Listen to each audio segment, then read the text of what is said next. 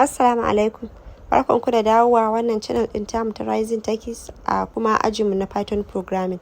A yau za mu yi magana akan yadda mutum zai iya saukar da Python a kan kwamfutar shi.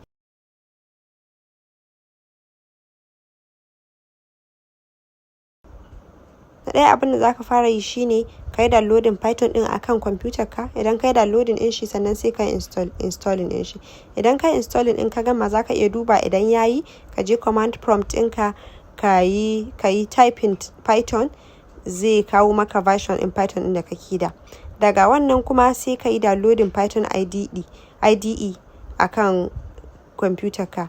Python IDE wato Integrated Development Environment. Shi Python IDE software application ne wanda zai baka damar rubuta programs ɗinka na Python.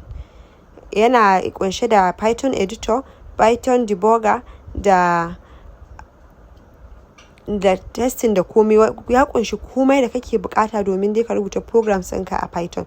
Akwai Python IDE kala-kala, akwai su pycharm, akwai su Jupyter Notebook, akwai su Kite. Amma wannan dai bidiyon za mu yi downloading pycharm. Idan ka je ka yi downloading pycharm ɗin shi ma za ka yi installing ɗin shi. Idan ka yi installing ɗin shi akan kwamfutar ka, sannan sai ka fara amfani da shi domin rubuta programs ɗinka.